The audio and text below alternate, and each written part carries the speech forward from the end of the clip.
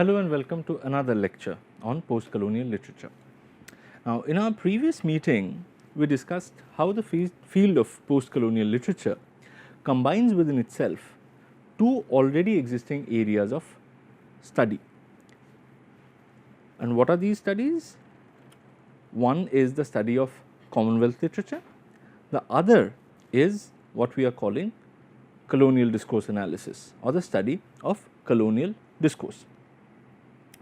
And among these two, we have already discussed the category of Commonwealth literature at some length, and therefore today we are going to take up colonial discourse analysis.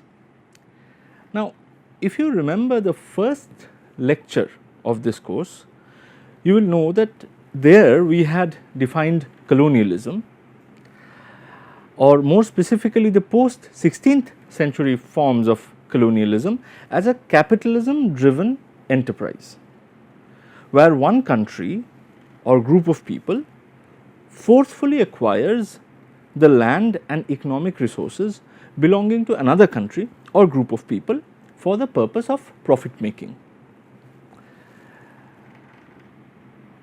Now, our concern today is how does this process of violent subjugation, that is colonialism, relate to the idea of discourse.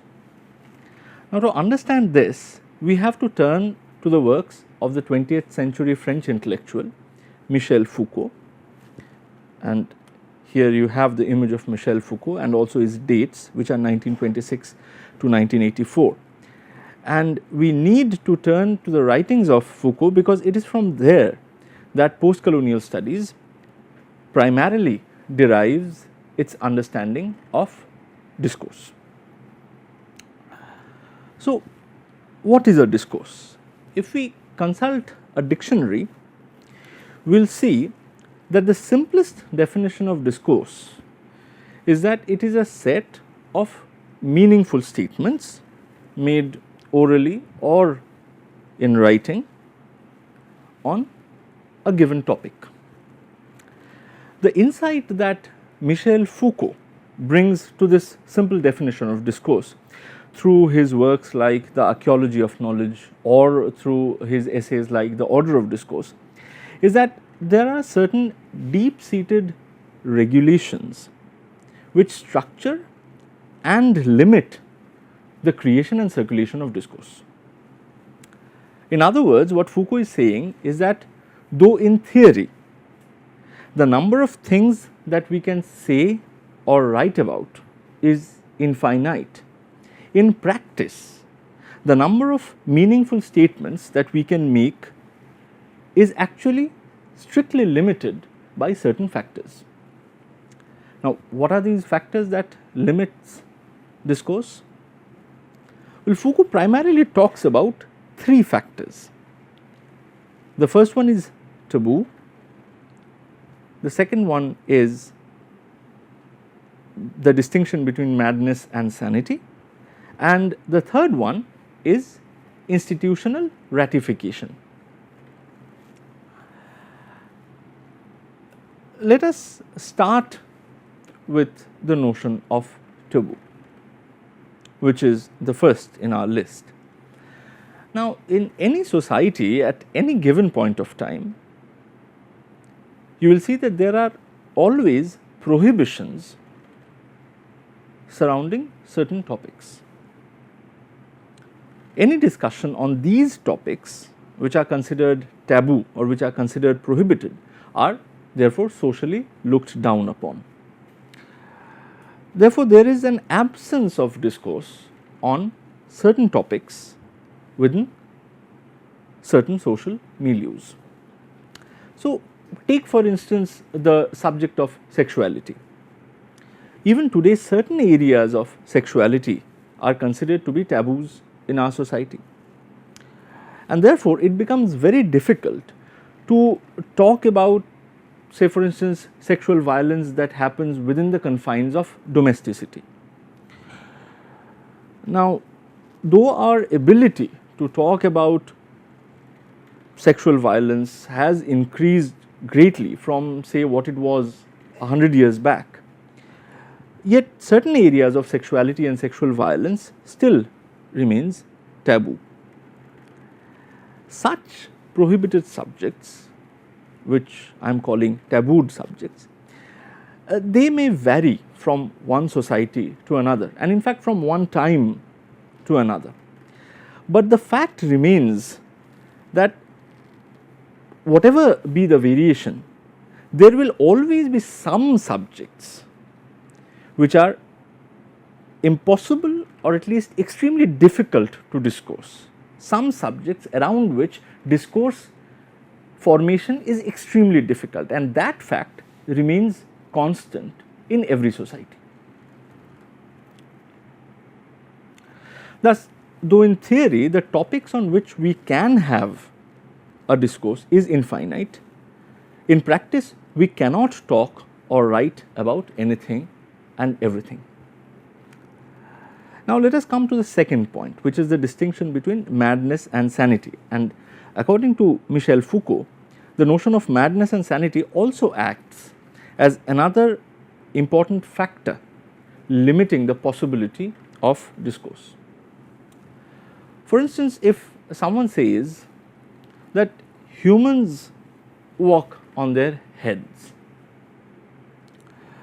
then in all likelihood that person will be taken as mad, and his or her statements would be considered as outpourings of an insane mind which do not have any meaning. Thus, if discourse is to be understood as composed of meaningful statements, then someone who is deemed mad is by definition someone who cannot create a discourse. So, even though a mad person might be able to speak, the speech never gains the acceptance of a discourse.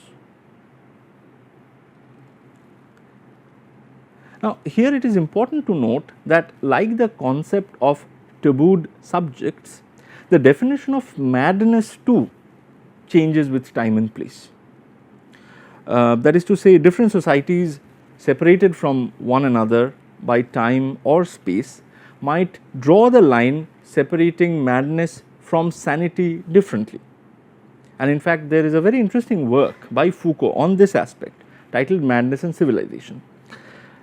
But however a society might choose to demarcate madness from sanity, the basic concept of madness remains present in all society, which means that in any given society at any given point of time, there would always be a group of statements which will be kept out of the pale of discourse because of its association with madness.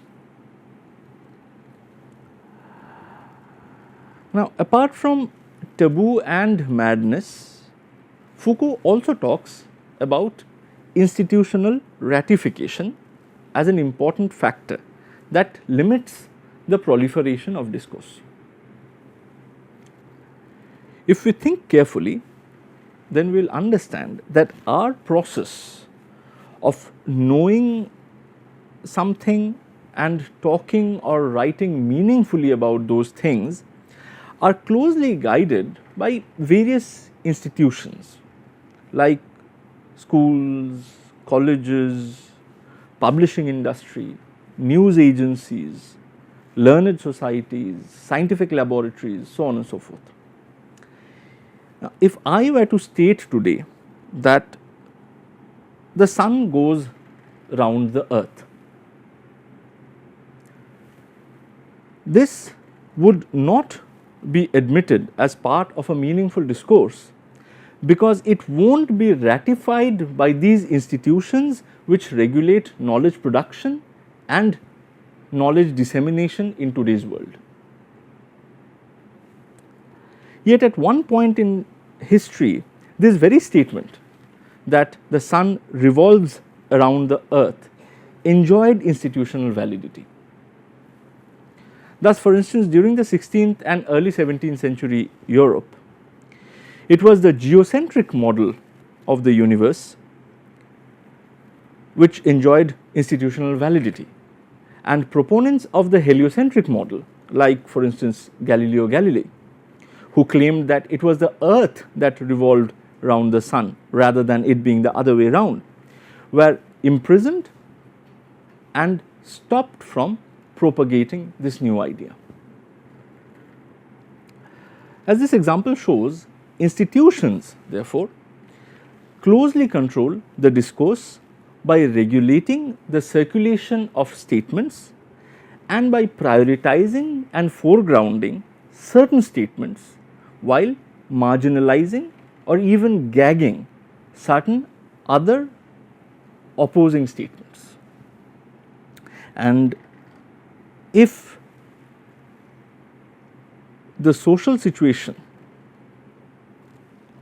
is underlined by a power imbalance, then it is the institutions of the more powerful that controls or that regulates knowledge and its discursive manifestation. Therefore, the kinds of discourses that are prevalent in any given situation largely depends on the institutions which regulate and ratify the production and dissemination of knowledge. And which will be the institutes which will get to regulate the discourse? Well, the institutions that are associated with the powerful. Now, here with this last statement, we come to another very important idea of Michel Foucault that is significant if we are trying to understand colonial discourse analysis. And the big idea that we are talking about here is this, that power and knowledge are interrelated. As I stated just now, if in a society there is power imbalance, then it is the institutions of the more powerful that gets to regulate knowledge and its discursive manifestations. To try and understand this, let us look at this statement. I have no knowledge of either Sanskrit or Arabic, but I have conversed both here and at home with men distinguished by their proficiency in the Eastern tongues. I have never found one among them who could deny that a single shelf of a good European library was worth the whole native literature of India and Arabia. Now, this statement is extracted from a document dated 2nd February 1835, and the document is titled Minutes upon Indian Education. The author of this document is this gentleman here. His name is Thomas Babington Macaulay, and his dates are 1800 to 1859. And while writing these words, Macaulay was employed as a member of the Governor General's Council. And Governor General's Council was a body which looked after East India Company's affairs in India. So, he was a part of that institution or that body. Now, such a statement that Macaulay makes, which denigrates the rich tradition of Indian and Arabic literature and compares the whole of it with just a single library shelf of European books, is at best a thoroughly biased statement. Indeed, listening to it today, one might be tempted to dismiss it as the ramblings of a mad person. Yet in 1835, this statement was not dismissed as madness. In fact, it was taken very seriously. And it was taken seriously because Macaulay was making this statement from a position of power. As a member of the Governor General's Council, Macaulay represented colonial authority that was backed by Britain's military and economic domination of India and the Middle East. The very fact that the Governor General's Council, to which Macaulay belonged, represented the institution of the powerful colonizers, gave the statements issued by one of its members an unquestioned truth value, and this in spite of the fact that Macaulay did not know either Sanskrit or any other Indian or Middle Eastern languages for that matter. So, it does not take much of an imagination to figure out that if Sanskrit or Arabic scholars from India or the Middle East were asked to compare their literary traditions with the tradition of European literature, they would come up with an assessment that would be very different from Macaulay's assessment. Yet their status as representatives of a subjugated population meant that their statements never enjoyed the institutional backing that was given to the statement of Macaulay. So, in any situation characterized by such an imbalance of power, it is always the discourse of the powerful that gets circulated as true knowledge. Now, in our discussion so far, we have tried to demonstrate how power influences knowledge and discourse. But Foucault's understanding of the power-knowledge interrelationship tells us that knowledge and its discursive manifestations also influence power and how power is enacted. So, it is not merely power which influences knowledge, it is also the other way around. Knowledge and its discursive manifestations also influence power and its enactment. To understand this, let us go back to Macaulay's statement. This highly biased statement, which today frankly sounds ridiculous, not only enjoyed widespread circulation because of its relationship with colonial authority, but it in turn influenced how colonial authority should function in India. So, Macaulay's 1835 Minutes upon Indian education was soon turned into a legal act, which was called English Education Act of 1835, and this act resulted in East India Company diverting all the funds allocated for the purpose of education in India to English education. This meant in turn depriving the educational institutes in India that taught Sanskrit or Persian, for instance, and depriving them of all monetary support. In other words, Macaulay's discourse resulted in an exercise of colonial power that sought to systematically destroy all native institutions of learning, because all native institutions of higher learning prior to the advent of the British used either Sanskrit or Persian as medium of instruction. Now, this connection between discourse and colonial power relations was most elaborately explained in a book titled Orientalism, which was published in 1978. It was authored by the Palestine-born American professor of literature, Edward Said, and here you can see his image and his dates, which are 1935 to 2003. Edward Said is widely regarded as the founder of post-colonial studies, and what we now know as colonial discourse analysis was something that was initiated by his book Orientalism. In that particular seminal text, as well as in his later works like Culture and Imperialism, Said contends that the expansion of post 16th century European colonialism, especially in Asia, was inherently connected with a particular kind of discourse, a kind of discourse which Said refers to as the discourse of Orientalism.